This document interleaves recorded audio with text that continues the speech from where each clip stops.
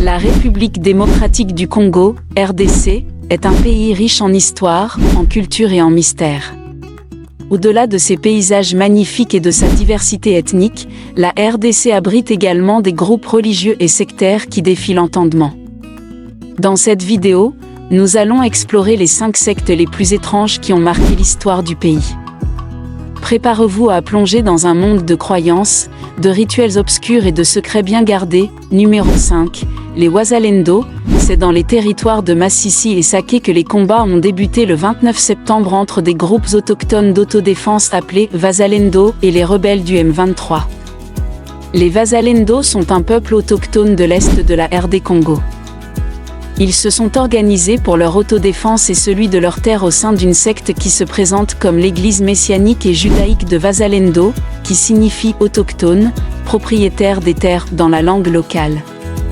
Ce mouvement a vu le jour après la résurgence des groupes rebelles dans le Nord Kivu fin 2021. Les Wazalendo estiment que les conflits et guerres dans la région sont entretenus par les armées étrangères en collaboration avec les milices et groupes armés. Ils exigent leur départ. L'un des objectifs majeurs des Wazalendo est de récupérer les territoires de la RD Congo sous occupation des M23, un groupe de rebelles.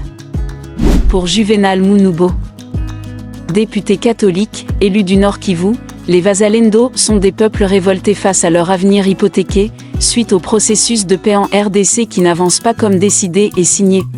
En septembre, des Wazalendo de Goma ont été massacrés par des troupes de l'armée régulière dans leur lieu de culte alors qu'ils s'apprêtaient à manifester. Les élections générales dans les territoires de Masisi, Rutshuru et Nyiragongo faisaient aussi partie des motivations des Wazalendo. Dans ces territoires, l'inscription des électeurs sur les listes électorales n'avait pas eu lieu en avril à cause de l'insécurité. C'est un impératif. Les populations de ces 3 territoires devaient participer aux élections comme tous les autres Congolais, martelait héritier d'Angué, l'un des porte-paroles des Wazalendo. Nous allons nous battre pour chasser l'ennemi et que les autorités à leur tour nous aident à participer aux élections pour nous rassurer que nous faisons partie du Congo. Numéro 4, Bundu dia Congo, BDK.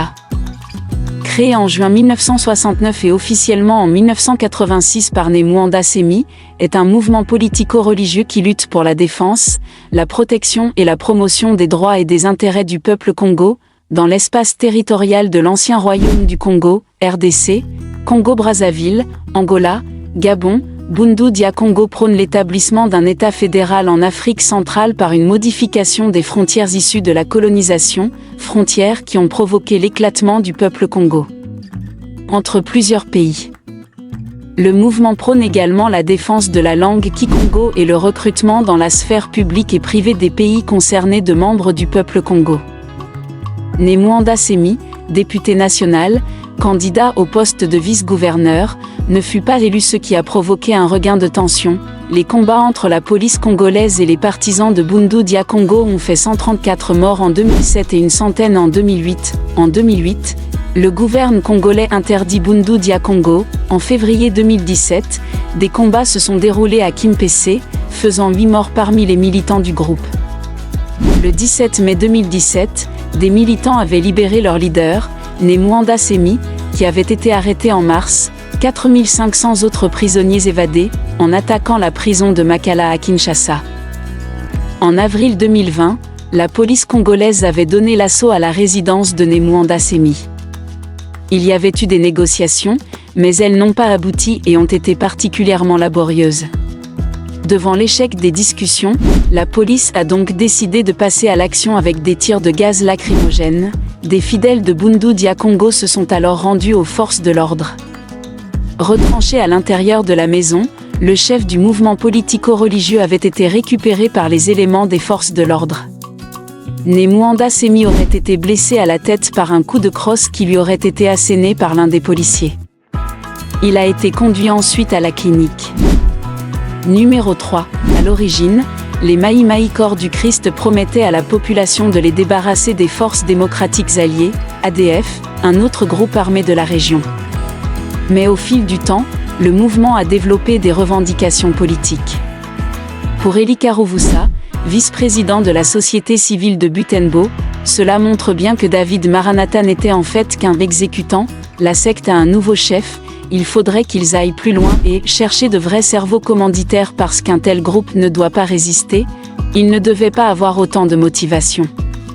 On suppose qu'il y avait des sous-lieutenants politiques à l'intérieur.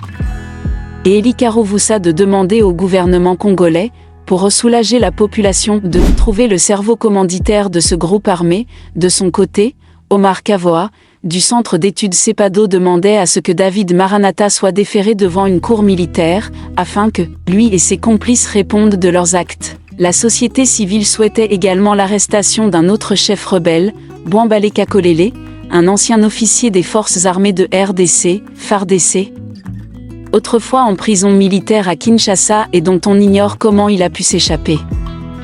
Bouambale Kakolele s'était récemment autoproclamé chef des Maïmaï Corps du Christ, semant une certaine confusion. Un membre du collectif des avocats de la défense qui a requis l'anonymat a rappelé que le départ de la MONUSCO est le souci de l'ensemble du peuple congolais, un retrait évoqué par l'ancien président Joseph Kabila et par son successeur Félix Tshisekedi. Numéro 2, les adeptes du groupe religieux ont été jugés et condamnés pour des attaques lancées le 30 décembre 2013 simultanément. À Kinshasa, Lubumbashi et Kindu, deux villes de l'est du pays, ces 17 personnes ont été reconnues coupables de détention illégale d'armes de guerre, rébellion et meurtre. Leur avocat a déclaré que ses clients allaient interjeter appel. Par ailleurs, 15 autres accusés ont été acquittés par le tribunal militaire de Lubumbashi. Les prévenus avaient été arrêtés à Lubumbashi. C'était à la suite d'affrontements, le 30 décembre 2013, qui avaient opposé des fidèles du pasteur Joseph Mukungubila aux forces de l'ordre. Ce jour-là, des assaillants se réclamant de ce leader d'une secte évangélique avaient attaqué plusieurs lieux stratégiques de Kinshasa. Presque simultanément, un petit groupe d'hommes armés tentait de s'emparer de l'aéroport de Kindu, dans l'est du pays. Peu après les attaques de la capitale, des affrontements éclataient autour du domicile du pasteur à Lubumbashi, où étaient rassemblés nombre de ses adeptes ainsi que leurs enfants. Selon les autorités, 95 assaillants qualifiés de terroristes et 8 éléments des forces armées avaient été tués lors de ces événements. Des ONG de défense des droits de l'homme avaient avancé un bilan plus lourd, plus de 300 morts. Le pasteur, lui, vit en exil en Afrique du Sud. Ce candidat malheureux à la présidentielle de 2006 a été jugé et condamné par contumace. Il a toujours clamé son innocence, niant toute implication dans ces attaques qu'il qualifie de « coup monté ». Numéro 1. Les Forces démocratiques de libération du Rwanda, FDLR, sont un groupe armé et une secte formée en République démocratique du Congo, RDC, en 2000. Défendant les intérêts des Hutus rwandais réfugiés en RDC et opposés à la présidence de Paul Kagame, il aurait pris la suite de l'armée de libération du Rwanda, ALIR, et compterait dans leur rang des responsables du génocide des Tutsis de 1994, ce que le groupe nie. L'objectif des FDLR est de retourner au Rwanda et de renverser le régime du président Paul Kagame. Les FDLR sont issus du Comité de coordination de la résistance, un groupe d'exilés Hutus rwandais dissidents de l'armée de libération du Rwanda qui s'est transformé en FDLR en mai 2000. Leur première apparition date de juillet 2000.